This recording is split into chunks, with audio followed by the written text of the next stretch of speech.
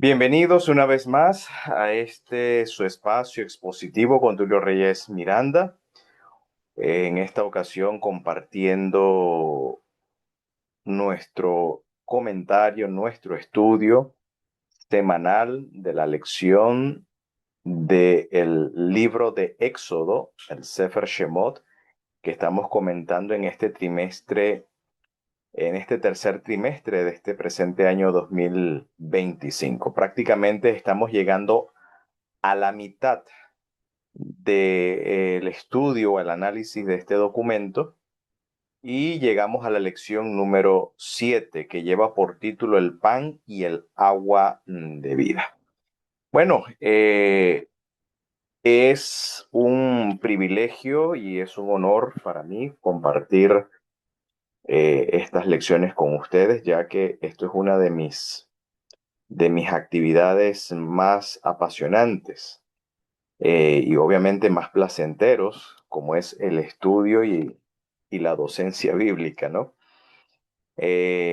Yo no me inclino, no es mi inclinación a tener una participación activa, digamos, de alguna figura, una responsabilidad eclesiástica como pastor, no soy muy dado a eso, pero una de las cosas que sí es mi mayor pasión es la investigación de la escritura y la docencia de la misma. ¿Ok? Así que eh, creo que mi llamado, mi vocación es esa la que Pablo le recomienda a Timoteo cuando le dice, ocúpate en la lectura. Y esa es una de las cosas que yo me ocupo. Amo la lectura. Ocúpate en la lectura, en la exhortación. ¿Ok? La exhortación es lo mismo que la predicación, ¿no? Eh, y que es animar, inspirar a la comunidad. Muchos creen que exhortación es regañar y reprender. No, exhortar tiene que ver con motivar, con inspirar, sería la palabra, ¿no? Y ya la enseñanza. Ocúpate en la lectura, en la exhortación y la enseñanza. Así que esa fue el legado que el apóstol Pablo le encomienda a su joven discípulo Timoteo, que según algunos comentaristas dicen que Timoteo tenía alrededor, cuando llegó a ser obispo en Éfeso, tenía alrededor de unos 30 años de edad, en plena virilidad de la vida, ¿no? Así que bueno, eh, prácticamente yo vengo estudiando las escrituras desde mis 14 años. Ya actualmente tengo 42 años, así que eh, por muy, por muy bruto que sea, bueno, por muy lento de entendimiento que pueda o tardo de entendimiento que pueda ser, bueno, algo se ha aprendido, ¿no? Así que bueno, mis queridos, vamos a compartir entonces el comentario entrando en materia. El comentario va a ser breve. No me voy a explayar, digamos, en todas las secciones que esta lección abarca, ¿ok? Solamente me voy a enfocar justamente en lo que dice el título, la experiencia del pan y del agua de vida.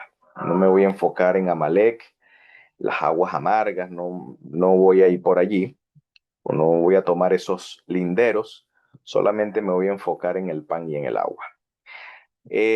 Así que bueno, vamos a entrar en materia y para ello quiero citar un texto del Nuevo Testamento o de las escrituras apostólicas, como lo es la primera epístola a los Corintios, cuyo autor es el apóstol Pablo. En el capítulo 10 versos 1 al 4, donde sintetiza el apóstol Pablo la experiencia de Israel en el desierto al señalar lo siguiente. Porque no quiero, hermanos, que ignoren o que ignoréis que nuestros padres todos estuvieron bajo la nube. Recuerden que tan pronto como los hijos de Israel salen de Gosén, donde ellos habitaban en Egipto luego de celebrar la Pascua, tan pronto ellos salen de la tierra de Gosén, según el relato bíblico, una nube durante el día los guía. A esa nube, la propia Torá, la propia escritura, lo llama Malak, lo llama un mensajero, un emisario o el emisario de Yahvé. No necesariamente el concepto hebreo de Malak significa una entidad. Nosotros en Occidente hemos abrazado lamentablemente la concepción occidental de ángel, que ángel es una entidad espiritual, pero desde el punto de vista hebreo, un emisario puede ser un instrumento cualquiera que el Eterno utilice para una función, desde el más excelso y exaltado serafín hasta una micropartícula o hasta una forma diminuta de vida, como lo es un virus, una bacteria, puede hacer una función de malak, de un emisario. En este caso fue una nube, y a veces esta nube hacía de fuego. Pues esa nube y ese fuego que era creación del Eterno, la Torá lo denomina malak, un emisario. No puedo asegurar, ¿ok? Desde el punto de vista bíblico del autor, independientemente lo que otras personas u otros comentaristas puedan señalar, si se refiere a una entidad o que la nube en sí, como creación divina, o el fuego que iluminaba de noche como creación divina, ejercía función de un emisario. Así que la nube, sin darle categoría de entidad espiritual, la nube, que es H2O, es agua en su estado gaseoso, puede, puede cumplir la función de Malak, y esto no contradice el pensamiento bíblico hebreo, ¿ok? Pero bueno, no voy a entrar en detalles, sin embargo, dice que está hablando de la experiencia de los padres que estuvieron bajo la nube, ¿no? Bajo la nube que hacía la función de Malak, o donde en esa nube estaba escondido esta entidad espiritual conocido como el emisario de Yahvé o el emisario del Eterno. Ok. Y todos pasaron la mar. Ok. Todos pasaron la mar. Tálata en griego. Sin embargo, ya hemos señalado en la lección anterior que según el texto masorético, ok, o este concepto del tálasa de mar viene más bien de la Septuaginta.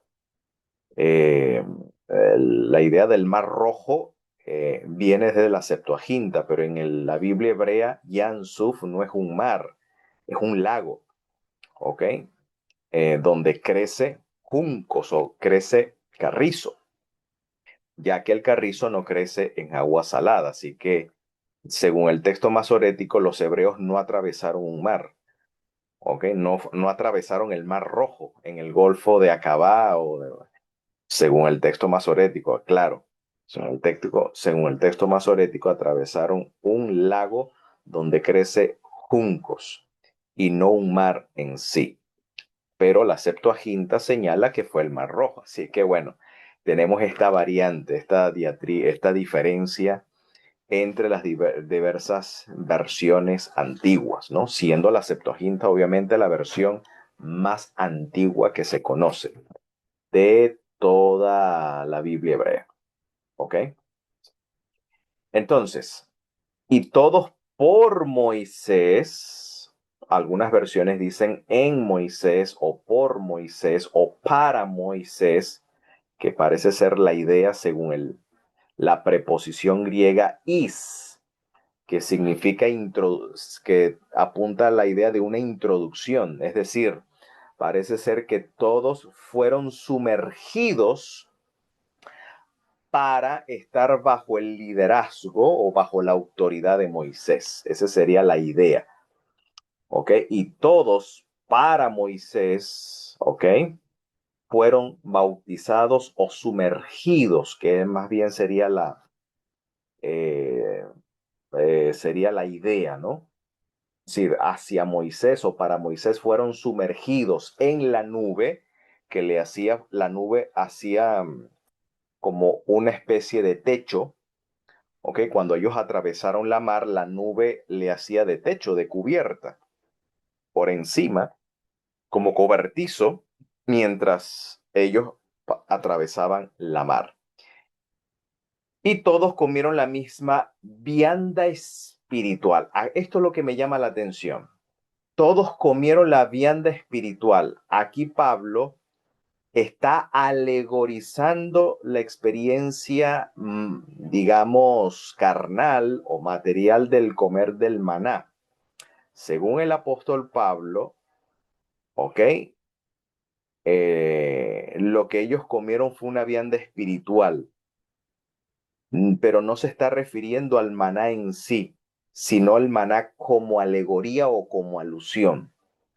Es decir, que nuestros padres comieron una comida espiritual, vamos a decirlo así, que obviamente no era el maná, ¿ok? Sino que el maná era un símbolo de esa comida espiritual. Parece es lo que aquí el autor está indicando. No estamos diciendo que el maná es una vianda espiritual, no, el maná es un material físico, ¿ok? Porque era una comida que satisfacía la necesidad física. Pero aquí Pablo está apuntando a otra realidad, que hacia Moisés fueron sumergidos en la nube y en el mar y todos comieron la misma comida espiritual y todos bebieron la misma bebida espiritual, haciendo alusión a la peña de Oreb, ¿ok? Porque bebían de la piedra espiritual que los seguía, ¿ok? Y esa piedra espiritual que los seguía era Mashiach. Aquí Pablo, aquí Pablo confiesa la deidad del Mesías. ¿Ok? Esto es una confesión de la deidad del Mesías.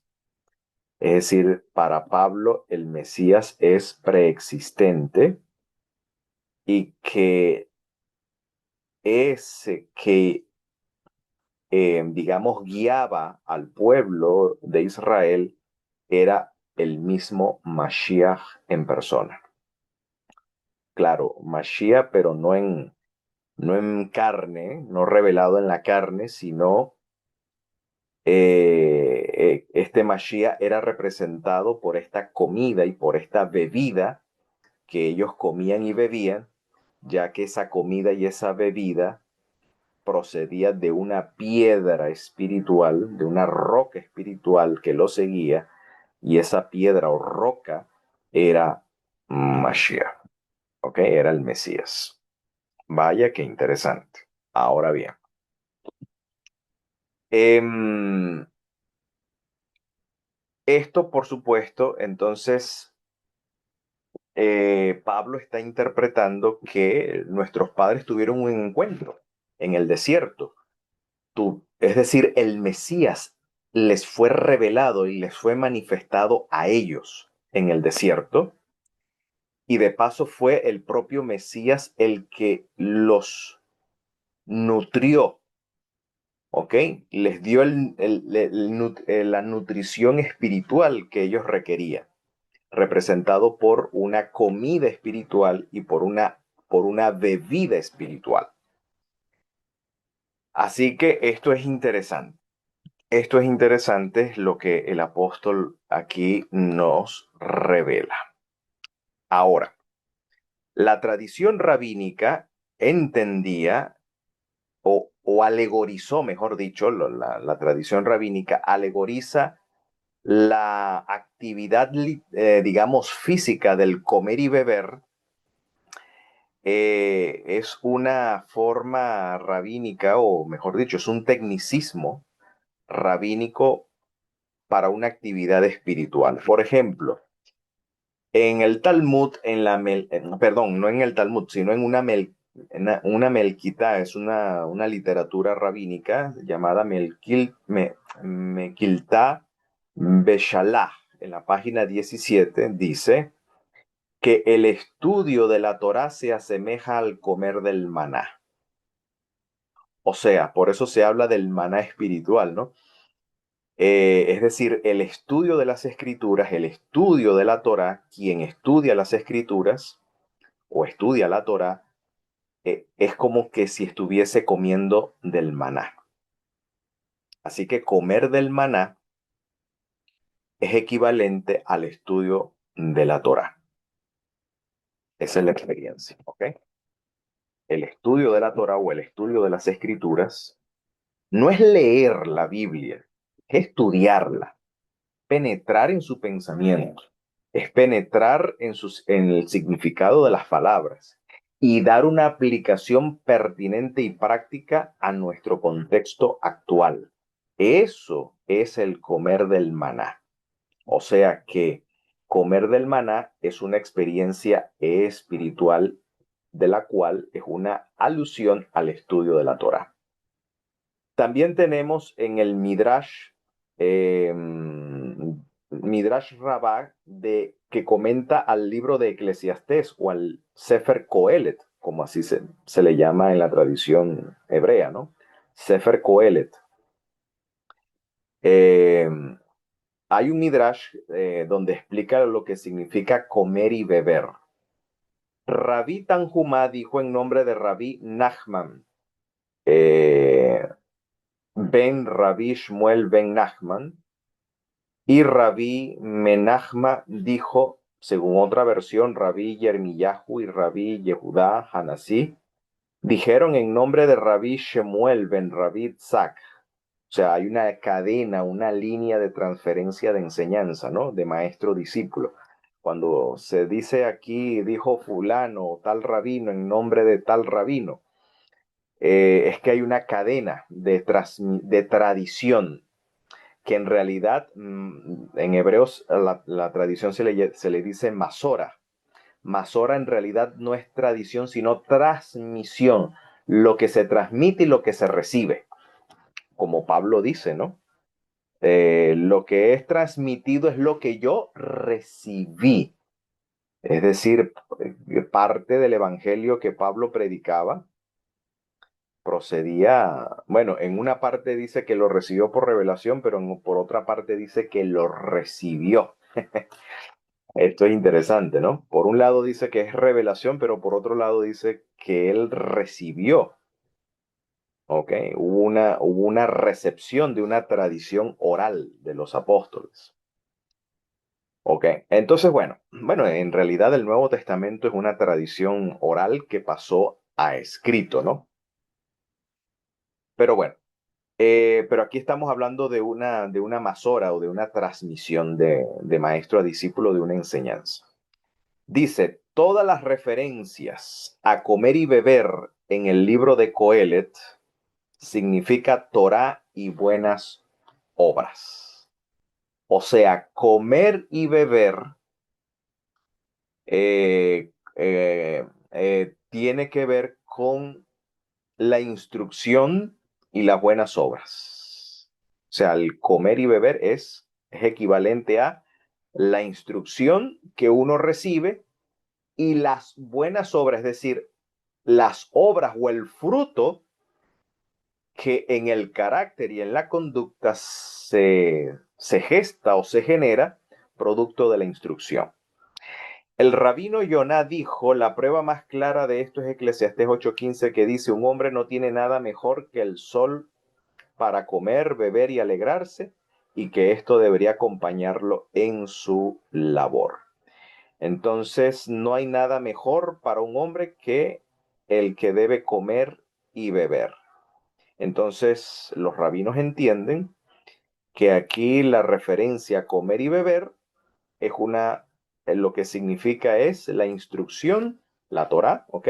Que es la instrucción, y las buenas obras, que se generan a partir, obviamente, de esa instrucción. De allí entonces podemos entender aquel significado que ya vamos a estudiar cuando Jesús dice que si no comes la carne del Hijo del Hombre y no bebes su sangre, no hay vida en vosotros. Ya vamos a explicar eso, pero tiene que ver con esto. ¿Ok? Ahora, esta experiencia espiritual que tuvieron nuestros padres en el desierto, hubo una intención o había una intención pedagógica en esta experiencia en el desierto que en el libro de Deuteronomio capítulo 8 verso 2 al 5, un pasaje clásico que a mí es uno de los pasajes, para mí es un pasaje desafiante porque siempre vivo rumiando, vivo meditando día y noche, rumiando siempre este pasaje porque hay mucha tela que cortar acá, mucho que aprender aquí, tiene mucho que enseñarnos acá, pero esto es interesante. Dice, y acuérdate de todo el camino por donde te ha traído el Señor tu Dios estos 40 años en el desierto. Es decir, la experiencia de Israel en el desierto fue producto de la guía divina. El Señor guió a Israel al desierto.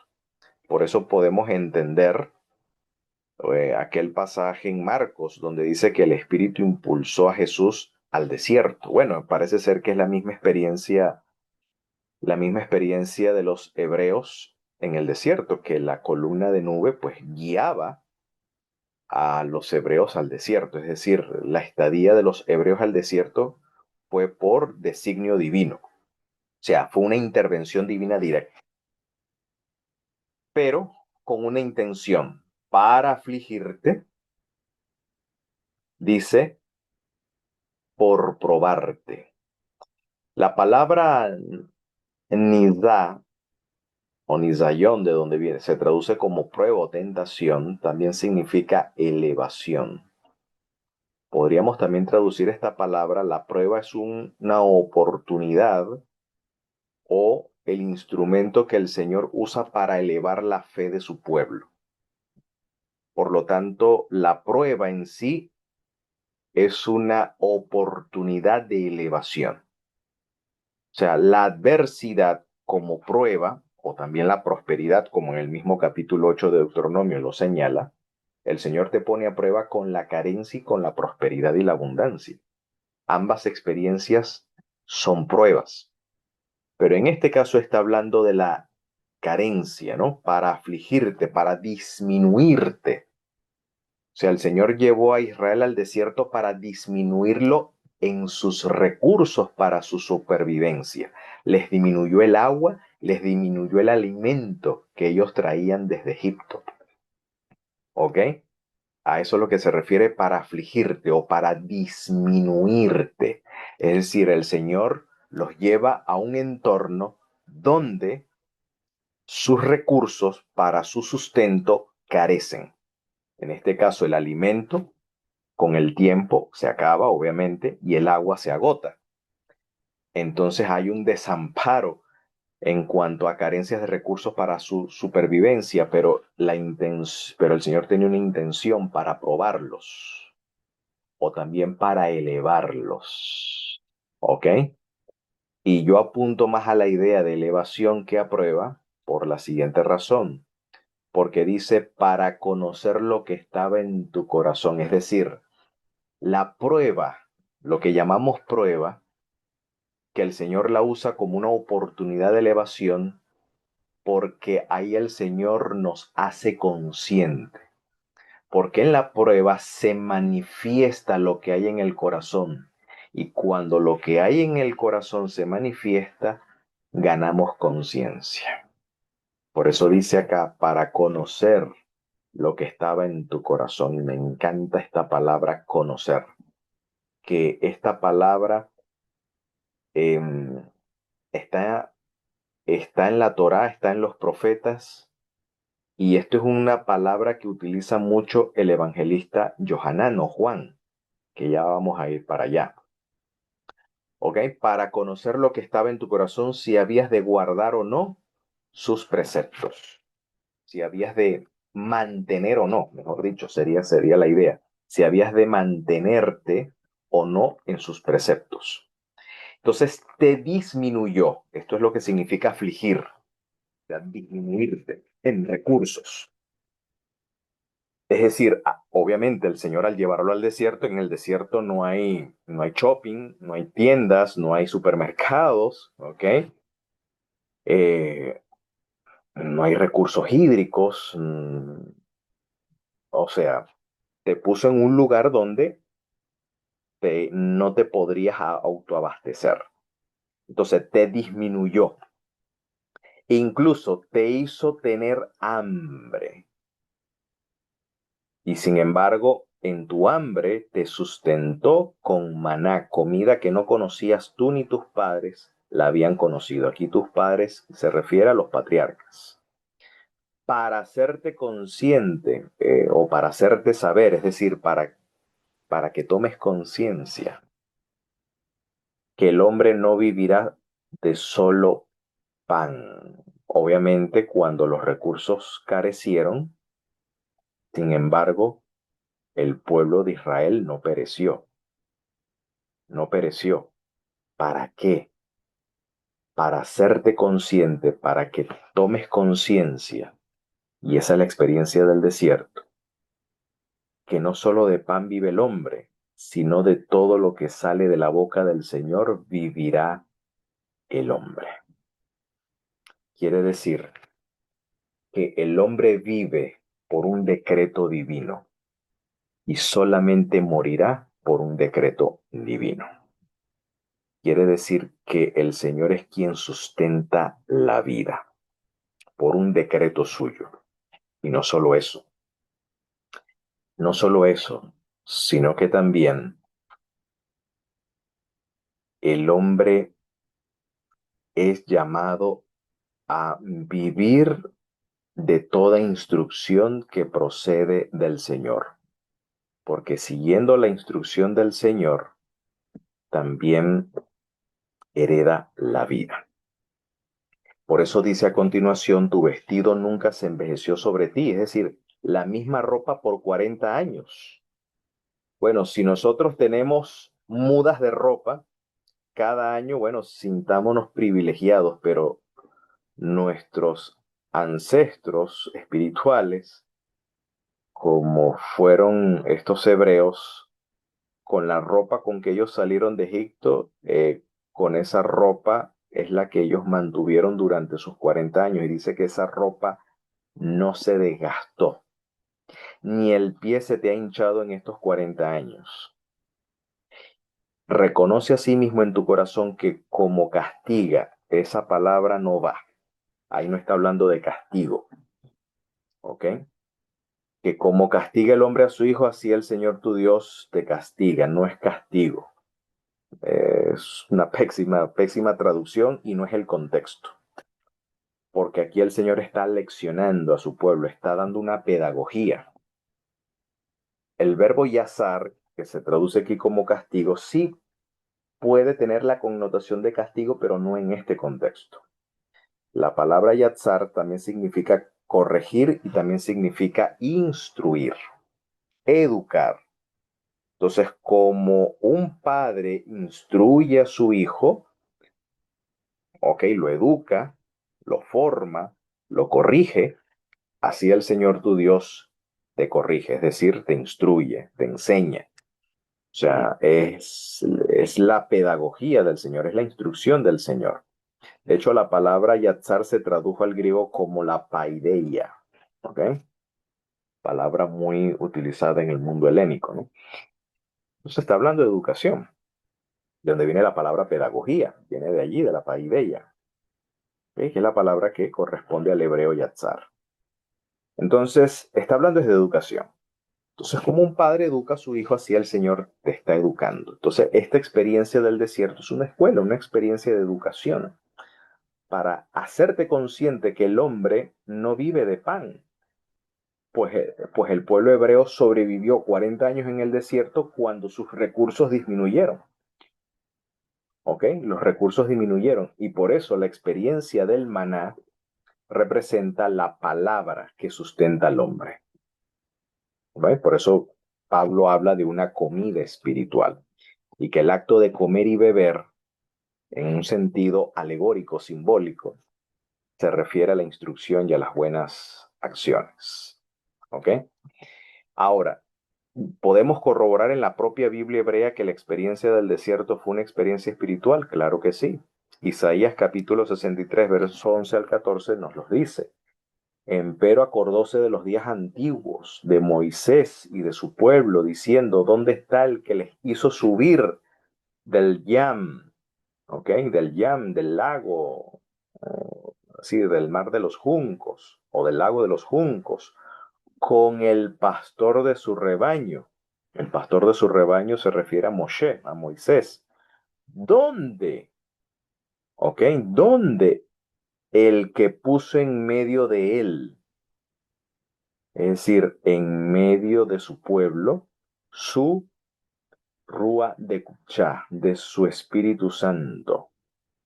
Noten, el que los guió por la diestra de Moisés, que es el Espíritu Santo aquí es el que los guió por la diestra de Moisés con el brazo de su gloria, el que rompió las aguas delante de ellos, haciéndoles así nombre perpetuo, el que los condujo por los abismos como un caballo por el desierto sin que tropezaran, el Espíritu del Señor los pastoreó. ¿Y qué quiere decir que el Espíritu de Dios o del Señor los pastoreó? Vamos a Nehemías 9:20, donde dice lo siguiente. También relata la historia del desierto. Y diste tu espíritu bueno o tu buen espíritu, ¿ok? Tu Ruach Tová, ¿ok? Tu buen espíritu para enseñarles. Lo mismo que dice Deuteronomio. Como un padre enseña a su hijo, así el Señor tu Dios te enseña. Aquí está.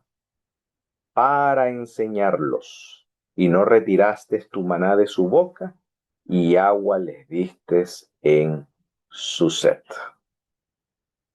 Así que nuestros padres fueron instruidos, fueron iluminados por el Espíritu Santo.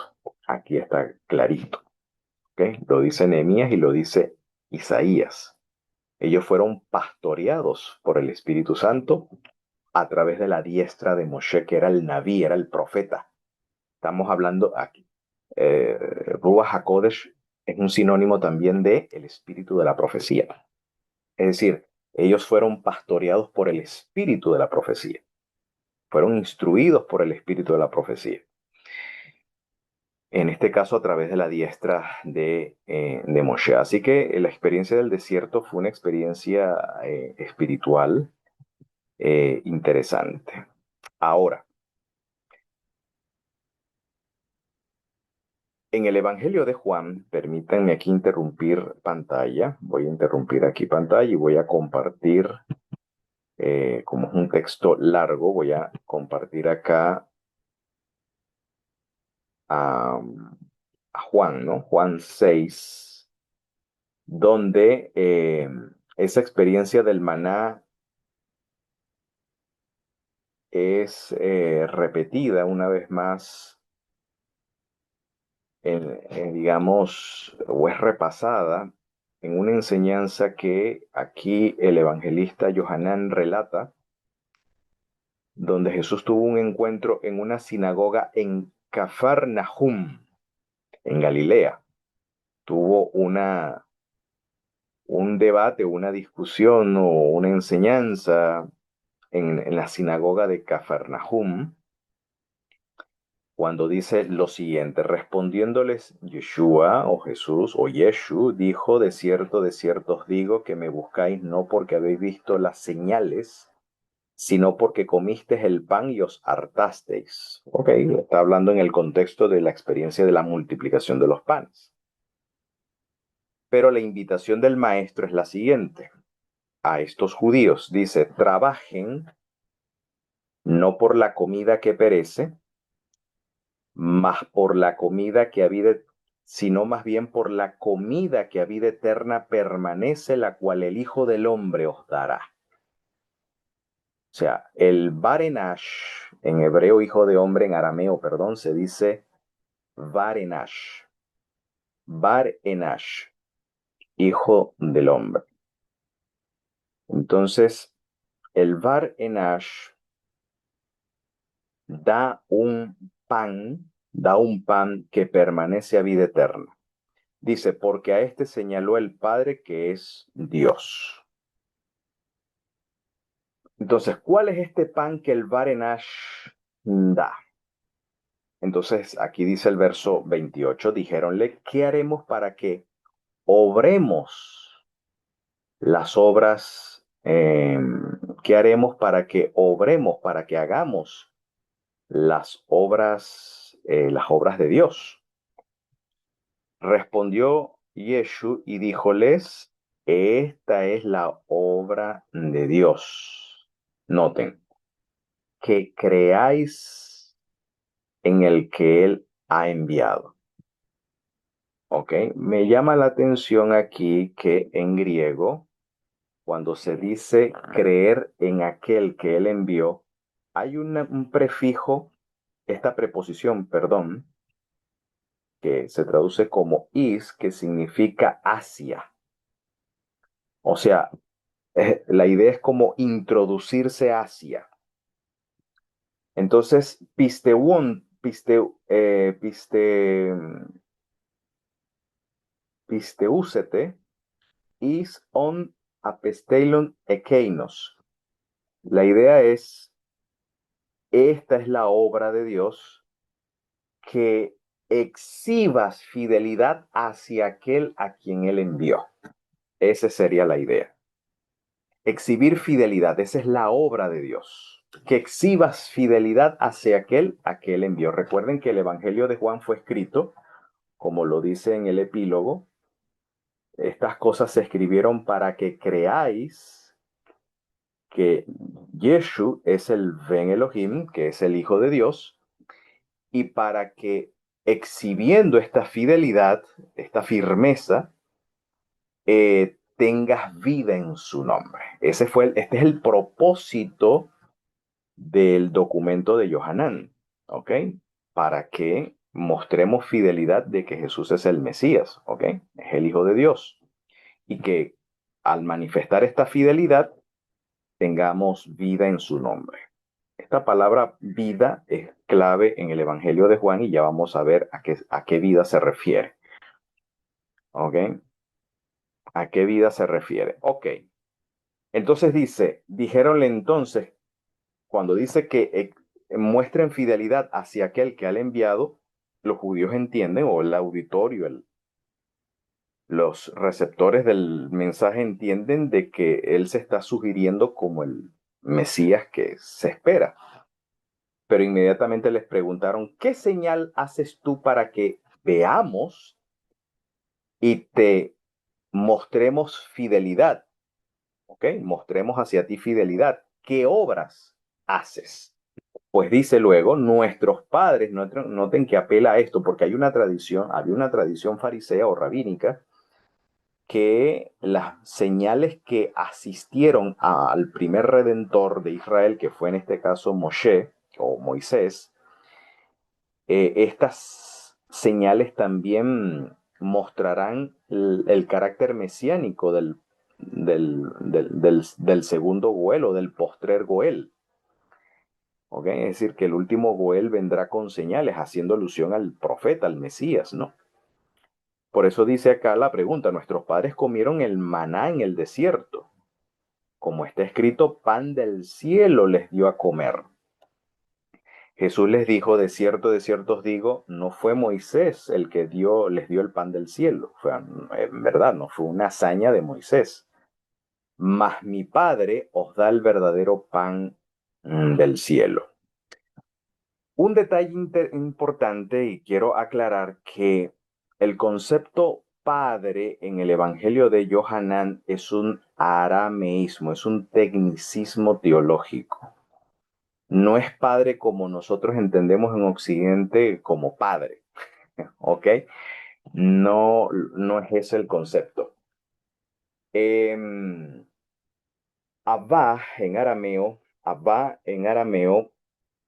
dentro de la literatura rabínica, cuando se refiere a Elohim como Abba, es un tecnicismo que se refiere a la sabiduría, ¿ok?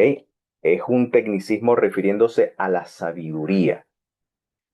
Y la tradición rabínica entiende la sabiduría como los tesoros escondidos de los pensamientos y designios divinos. Eso es Abba. Nosotros en Occidente entendemos Padre como una entidad, aparte del Hijo y del Espíritu Santo, el concepto trinitario, que es un concepto más occidentalizado. ¿Ok? Pero en la tradición hebrea, a un nivel de lectura que los rabinos manejan, que es el nivel SOT de lectura de las escrituras, Abba, a un nivel SOT se refiere a la sabiduría, ¿ok? Y la sabiduría se refiere a la profundidad de los tesoros, de las riquezas, de los pensamientos y designios divinos. Eso es Abba, es decir, lo no manifestado. O sea, la divinidad o la deidad tiene designios, tiene propósitos, pero que esos propósitos en nuestra realidad no se han concretizado. Bueno, esos designios no concretizados, eso es Abba, ¿ok? Eso es Abba. Por eso cuando uno lee en Santiago, ahí nos dice que es Abba. Cuando dice toda buena dádiva, ¿ok? Toda buena dádiva, todo don perfecto procede de Dios, procede de Elohim, ¿ok? De Avi Orot, ¿ok? De Avi Orot, así se diría en hebreo esa expresión, padre de luces, padre de las luces. ¿Qué es eso de padre, padre de las luces? ¿Ok? Avi Orot, pues luz se refiere a los pensamientos, ¿ok? A esos designios, a esos propósitos que el Señor tiene para con nosotros, en cual no hay sombra ni mudanza de variación. Es decir, todo lo bueno que nosotros recibimos, la vida, ¿ok? Los designios que el Señor tiene para nosotros, procede de Abba, ¿ok? Procede de Abba o de Avi Orot, es decir, del Padre de luz, refiriéndose aquellos designios, aquellos pensamientos que están escondidos, pero que van siendo revelados, o se va descorriendo el velo como el Apocalipsis, ¿no? Que se va descorriendo el velo paulatinamente. Entonces, el maná es parte de ese proyecto divino. ¿Ok? Ese pan que desciende del cielo es parte de ese proyecto, de esa manifestación, vamos a decirlo así, de ese propósito. El maná es una revelación de ese propósito, de ese pensamiento, de ese proyecto divino. ¿Ok? Entonces es Javí el que da el verdadero pan del cielo, que no es otra cosa que esa sabiduría, a esos tesoros ocultos de la sabiduría y del conocimiento. Entonces dice luego, porque el pan de Dios, el pan de Elohim, el Lehem Elohim, es aquel que descendió del cielo y da vida al mundo. Y dijéronle, Señor, danos siempre este pan. Ellos creían que era un pan físico, un pan material. No está hablando de eso. Entonces dice, Yeshua les dijo, yo soy el pan de vida. ¿Por qué Yeshua es el pan de vida? Ya vamos a explicar. Dice, el que a mí viene nunca tendrá hambre. Y el que en mí o hacia mí, vamos a ver el griego si utiliza la misma preposición. Vamos a ver, vamos a verificar aquí en el griego, sí, aquí está. hacia mí, ¿ok? El que hacia mí muestra fidelidad no tendrá sed a más. Ok, ya vamos a explicar en la medida que vamos leyendo el discurso, vamos entrando en su significado. Mas os he dicho que aunque me habéis visto, no están mostrando hacia mí esta fidelidad. Ok, sigamos entonces más adelante. Murmuraban entonces de él los judíos porque había dicho yo soy el pan que descendí del cielo. Es decir, que el maná allá en la historia del Éxodo, que sustentó o salvó también la vida cuando no tenían los recursos para su sustento, cuando ya fueron desabastecidos o disminuyó eh, el pan sin levadura y todos los recursos para su consumo, entonces el Señor envió el man, ¿no? Envió el maná o el man en hebreo, que le salvó la vida, ¿ok? No murieron de hambre. Y ese man es una alusión a algo espiritual. En este caso, alude al Barenash, porque el Barenash se identifica a sí mismo como ese pan que da vida al mundo, que da vida al mundo. Y ya vamos a entender qué significa vida y qué quiere decir con pan y qué quiere decir con comer y beber.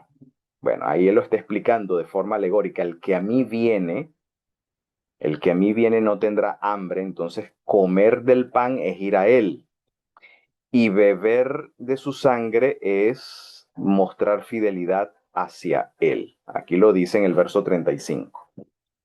Entonces, todo lo que el Padre me da vendrá a mí, y al que a mí viene no le echo fuera. Según esta sentencia en la teología joánica, esto es teología joánica, no es mateana, no es lucana, no es marca, no es de Marcos, no es de Pablo. En la teología de Johanán, el Padre, el Padre es quien envía a su Hijo los que han de creer en él. Parece sugerir Johanán una preelección. ¿Okay? Todo lo que el Padre me da, pues vendrá a mí. Y al que a mí viene, no le echo fuera. Porque he descendido del cielo no para hacer mi voluntad, mas la voluntad del que me envió. Y esta es la voluntad del que me envió, del Padre, de Abba. Es decir, esto es un proyecto. Abba es el proyecto. Que todo el que me diere, o es el plan de redención, vamos a decirlo así, ok, sin tanta palabrería, Abba es el plan de redención, eso es Abba, ok. Todo lo que me diere, no pierda de ello. O sea, todo lo que el Padre me atrae hacia mí, yo no pierda, ninguno se pierde de ello, sino que lo levante en el día final. Y esta es la voluntad del que me ha enviado, que todo aquel que ve al Hijo y exhibe fidelidad hacia Él, o muestra fidelidad hacia Él, tenga vida eterna. Y yo le resucitaré en el día postrero. Vida eterna aquí en Juan no es inmortalidad. No se está refiriendo a la vida inmortal. En el contexto de la teología de Johanán, el concepto vida eterna es un concepto espiritual que tiene que ver con nuestro conocimiento de Dios, como lo dice el capítulo 17, verso 3. Allí Juan define qué es la vida eterna. Y el concepto que allí nos dice no es inmortalidad. Juan 17:3 dice, y esta es la vida eterna, que te conozcan a ti, al único Dios verdadero, y al que tú enviaste, a Jesús Mesías. Entonces, vida eterna es conocer al Padre. Vida eterna no es la vida inmortal. La vida inmortal, sí, es parte del concepto de vida eterna, pero no es en sí la vida eterna.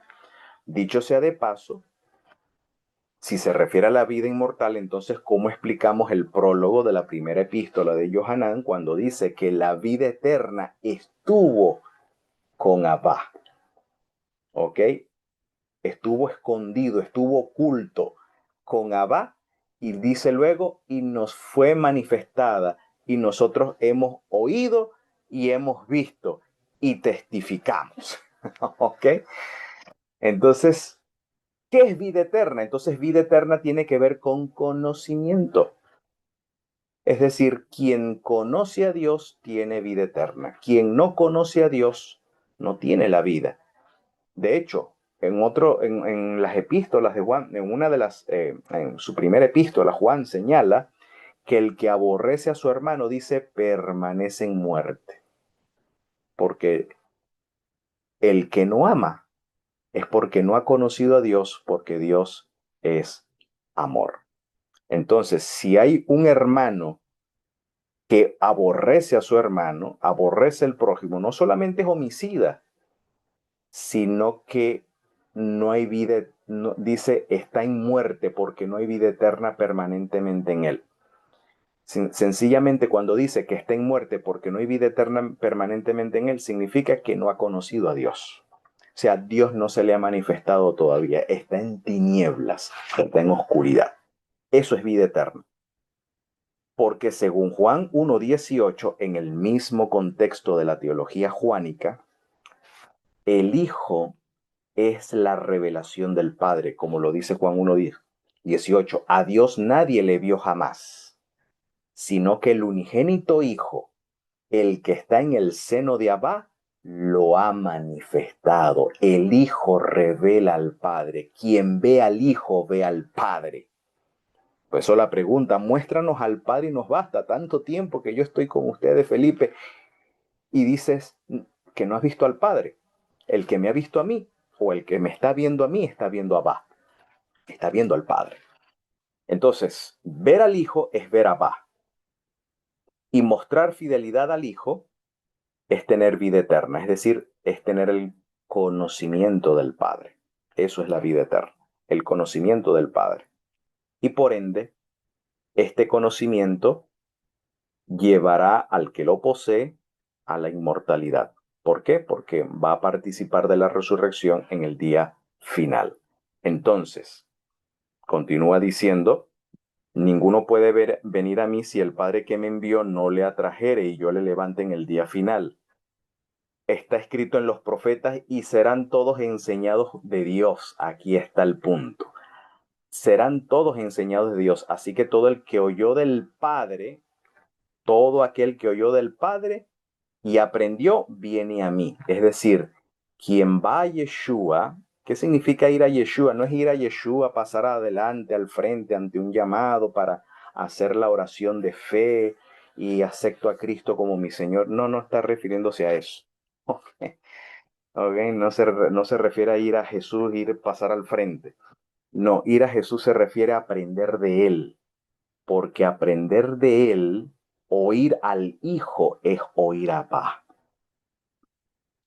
Quien escucha a Abba, quien es enseñado por Abba, va al Barenash, va al Hijo del Hombre, porque el Hijo del Hombre es la revelación del Padre, es la luz del resplandor del Padre. Y por ende, y por ende, comer la carne del Hijo del Hombre y beber su sangre no es otra cosa que aprender de Él.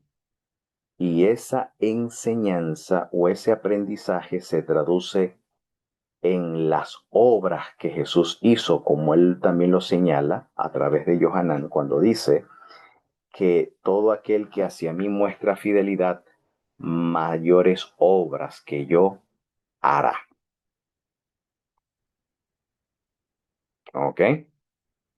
Entonces, quien come la carne del Barenash y bebe su sangre, realiza mayores obras que incluso que las propias del Bar Enash, aunque algunos que me escuchan saben a qué se refiere esa sentencia y no voy a andar en esos detalles. Pero bueno, ya ustedes pueden sacar allí sus conclusiones por allí. Entonces, no es que alguno haya visto al Padre, sino aquel que vino de Dios, este ha visto al Padre, es decir, este es el que conoce al Padre y por lo tanto tiene la misión de revelarlo. Por eso dice, de cierto os digo, que el que hacia mí muestra fidelidad tiene vida eterna. Porque en la tradición judía el Mesías es visto como el rostro de Abba. ¿Ok? Es decir, el Mesías es la revelación del Padre. Entonces, ver al Mesías es ver a Abba. Por eso que creer que Jesús de Nazaret sea el Mesías es confesar de que Él es el rostro de Abba. Por lo tanto, mostrar fidelidad hacia Él es tener vida eterna, es decir, es tener el conocimiento del Padre. A esto es lo que se refiere Yeshua: yo soy el pan de vida. Vuestros padres comieron en el maná en el desierto y murieron. Es decir, comieron maná y no conocieron al Padre. Imagínate tú. ¿Por qué? ¿Cuál es la muestra? ¿Cuál es la evidencia? Murieron en el desierto, no entraron a la tierra. ¿Por qué? Por la misma causa, por incredulidad. De hecho, Pablo está diciendo que el Mesías se les manifestó a ellos, se les manifestó a los padres en el desierto. Y por lo tanto, al desechar al Mesías en el desierto, perecieron en el desierto. Así que este es el pan que desciende del cielo para que de él coma, es decir, comer de él significa aprender de él, no muera. Yo soy el pan vivo que he descendido del cielo. Si alguno come de este pan, vivirá para siempre. ¿Ok?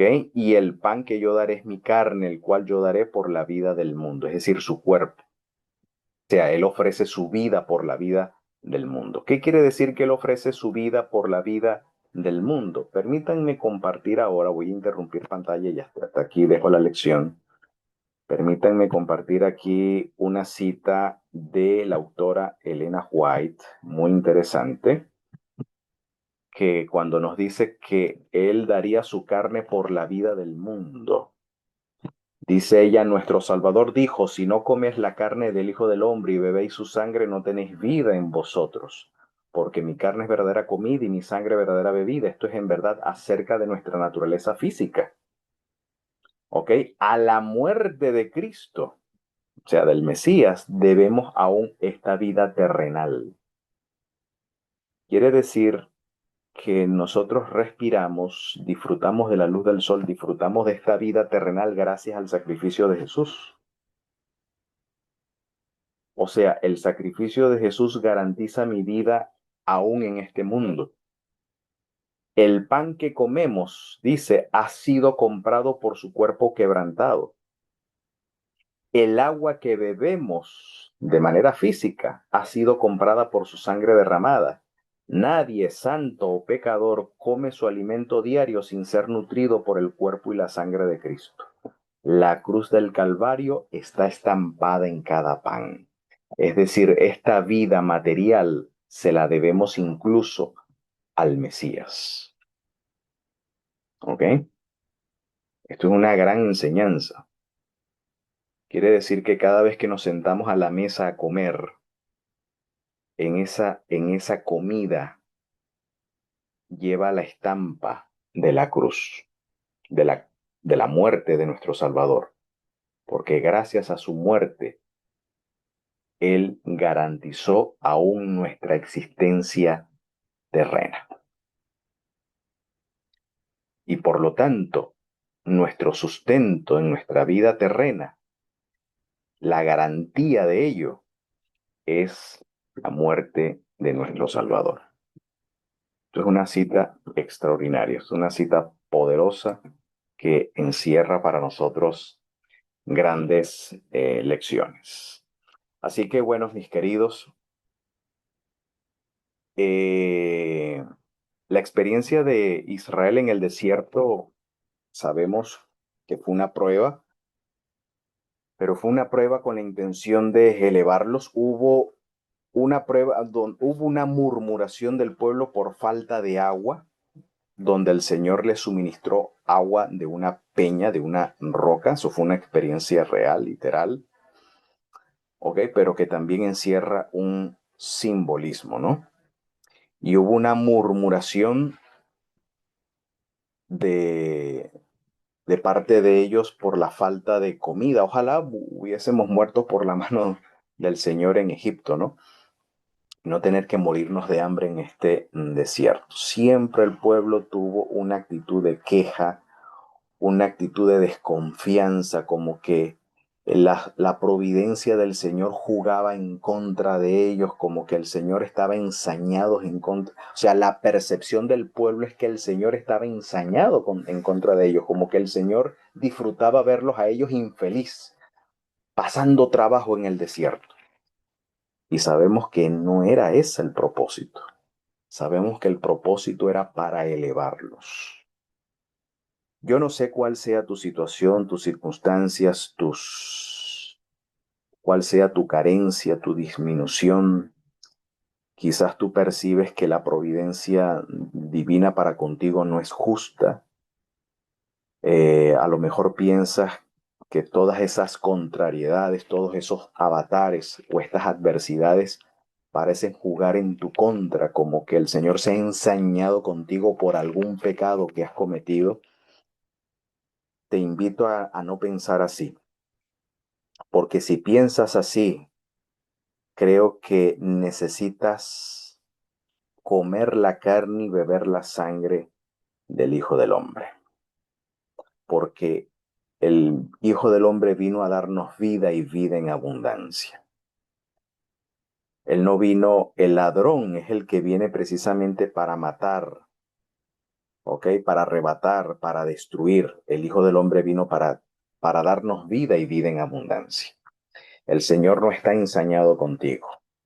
Pero si el Señor ha permitido situaciones adversas, es para leccionarte, es para enseñarte y es para tomar conciencia, para manifestar lo que hay en nuestro corazón, pero también para que aprendas a depender o para que tomemos conciencia en depender que no solo de pan vivimos, no solo de un empleo, no solo de un 15 o de un último, ¿ok?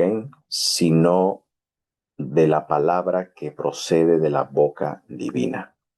O sea, hay un ejercicio soberano, hay una soberanía que supervisa nuestra existencia. Y hay una palabra que guía, que orienta nuestra experiencia para precisamente conducirnos a esa realidad de bendición. Que dicho sea de paso, ya la palabra se encarga de renovarnos y transformarnos, como lo dice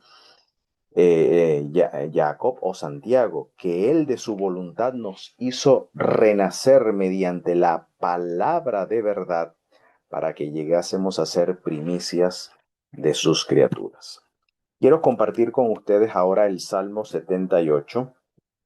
El Salmo 78, y ya con esto termino el comentario, donde sintetiza la experiencia de Israel en el desierto en relación a la comida y a la bebida, donde dice lo siguiente.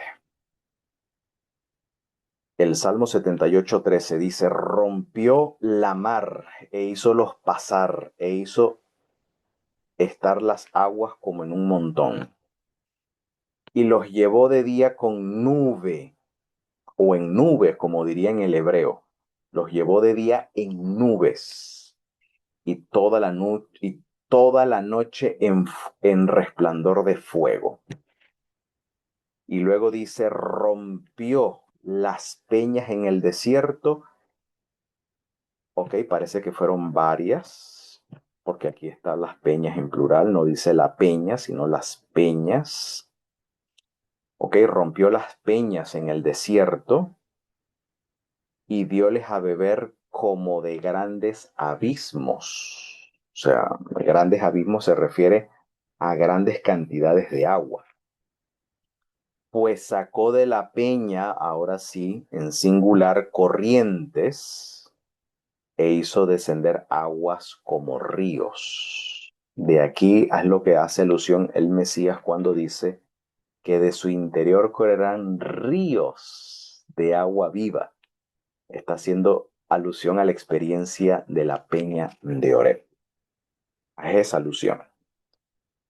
Pero dice, empero aún tornaron a pecar contra él, enojando en la soledad al Altísimo. Aquí el pecado consiste en elegir El pueblo eligió, ante todas las evidencias que habían a favor de ellos eligieron interpretar los eventos de forma negativa. La percepción negativa de la realidad es una elección. Nosotros, con nuestras elecciones, podemos amoldar nuestra mente o nuestra percepción a ver las cosas de forma negativa. Y eso es un pecado, eso es un insulto, porque la evidencia muestra que es a favor, pero yo elijo interpretar las cosas a de favor y por eso me quejo, por eso murmuro y por eso maldigo al hablar mal del líder, hablar mal de aquel, hablar mal de aquella o hablar mal de mi situación, incluso hasta de la comida, como ellos lo hicieron. Este pan liviano, ya estamos fastidiados de este pan liviano. Una percepción negativa. Cuando mírenlo cómo llama aquí el Salmo, ese pan no es un pan liviano. Ya vamos a ver. Pues probaron a Dios en su corazón pidiendo comida a su gusto.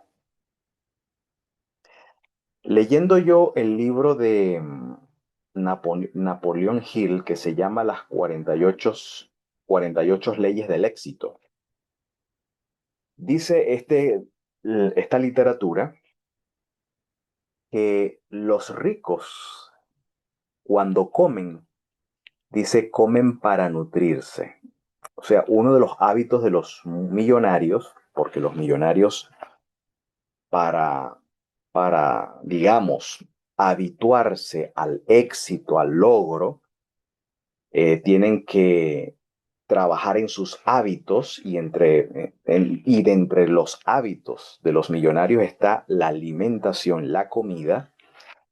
Dice entre estas leyes del éxito que relata Napoleon Hill, dice que los millonarios comen para nutrir su cuerpo mientras que las masas comen por el placer.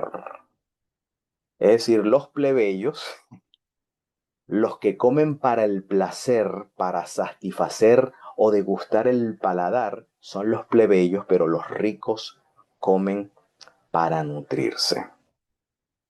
Bueno, parece ser que la experiencia de los hebreos es algo parecido, porque pidieron comida a su gusto. Aquí el tema no es la carne, aquí el tema es la intención. Aquí el tema es que pidieron comida para satisfacer el paladar y no para nutrirse.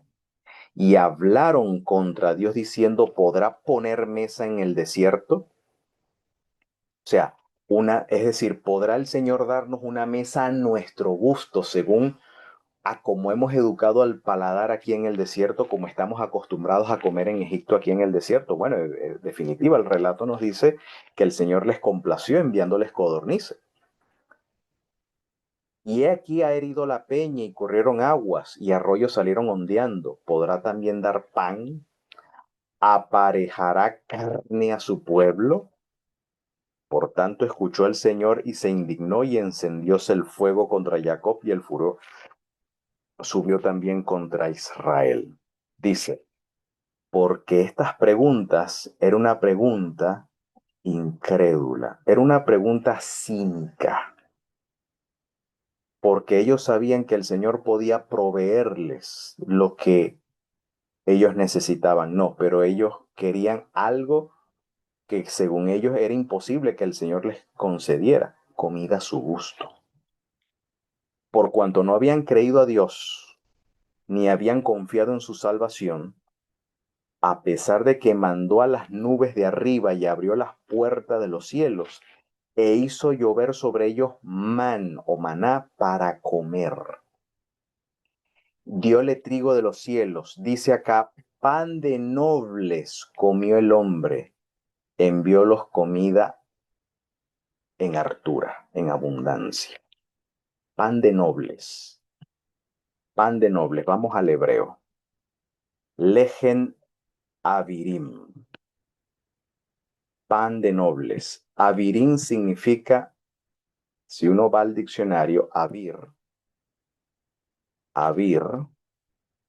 abir aquí en algunos contextos significa toros, bulls, significa fuerte, strong, significa mighty, poderoso, valiente, también significa ángel, ¿ok? Y príncipes o principales en ciertos contextos. Parece indicar que el Lejen Abirim se refiere a pan, eh, pareciera más apuntar a la idea de pan de nobles o pan de príncipes. O sea, una comida para, no para degustar el paladar, sino una comida para nutrir. Una comida para nutrir. Pues tan efectiva era este alimento que hay una tradición que enseña que el organismo absorbía este alimento de tal manera que no necesitaban ir al baño. Es decir, todo el maná que se comía era metabolizado. O sea, así era la cantidad de nutrientes que, oye, les brindaba una nutrición como comían, como en este caso, como comían los reyes.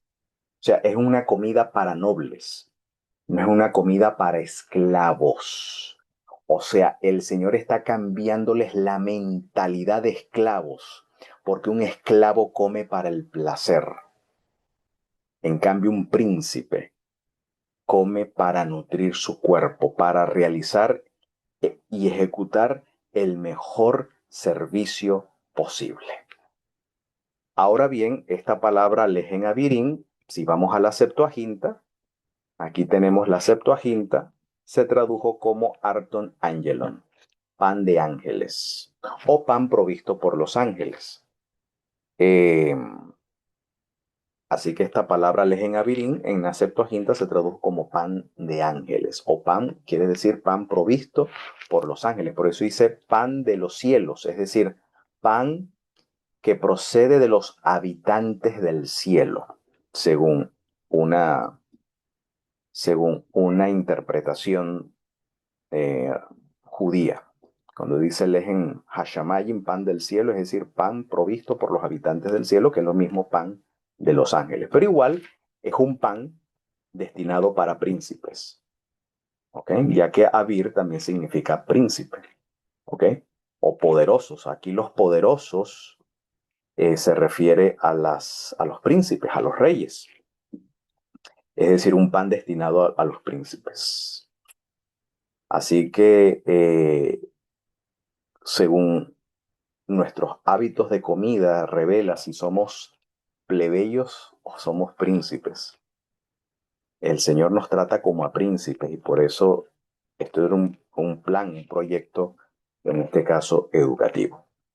Así que mis queridos, hasta acá el comentario que quería compartirles con ustedes. Definitivamente el Señor quiere lo mejor para nosotros. El Señor ha provisto todo lo necesario y de forma abundante y no limitada.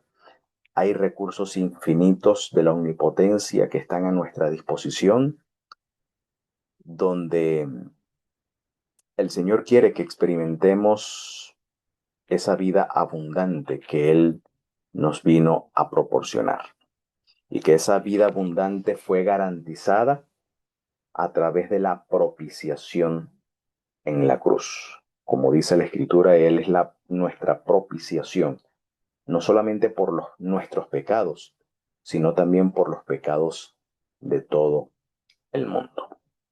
Y mientras esto se haga así, quiera también el Señor enviar al Mesías y que esto llegue a ser pronto y en nuestros días y podamos decir amén.